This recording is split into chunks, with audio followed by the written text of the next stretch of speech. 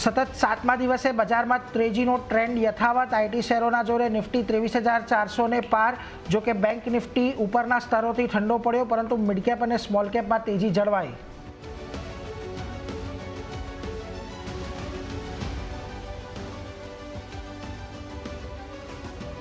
આજે આઈટી શેરોમાં ઉછાળો। Nifty IT index 3%થી વધુ ઉછળ્યો। ટેક મહિન્દ્રા, ઇન્ફોસિસ અને ટીસીએસમાં મજબૂત ખરીદદારી।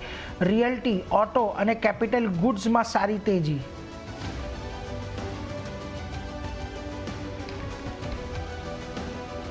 ચોથા ત્રિમાસિકમાં એચસીએલ ટેકના પરિણામ નબળા પણ રહ્યા અનુમાનની નજીક। કોન્સ્ટન્ટ કરન્સી આવક 0.8% ઘટી। જોકે ઓર્ડર બુકનો આંકડો સારો અને પાઇપલાઇન પણ મજબૂત। સ્ટોકમાં રહી 7% પાસેની ખરીદદારી।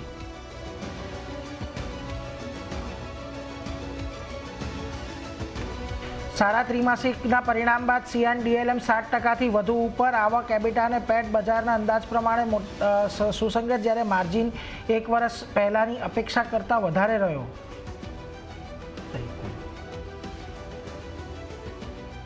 અને આજે આવશે નિફ્ટીની કંપની ટાટા કન્ઝ્યુમરના પરિણામ। નફામાં 18%નું દબાણ શક્ય, જો કે આવકમાં વધારો શક્ય।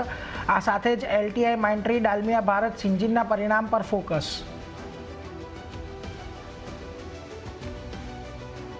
પહેલગામ આતંકી હુમલામાં 26 પ્રવાસીઓના મૃત્યુ। પીએમ મોદીએ કહ્યું, હુમલાને જવાબદાર છોડવામાં નહીં આવે। સાઉદી અરબની યાત્રા છોડી ભારત પરત ફર્યા મોદી। ત્યાં જ ટ્રમ્પ, પુતિન લઈને દુનિયાભરમાં લીડર્સે કરી નિંદા। થોડી વારમાં શરૂ થશે કેબિનેટ કમિટી ઓન સિક્યોરિટીની બેઠક।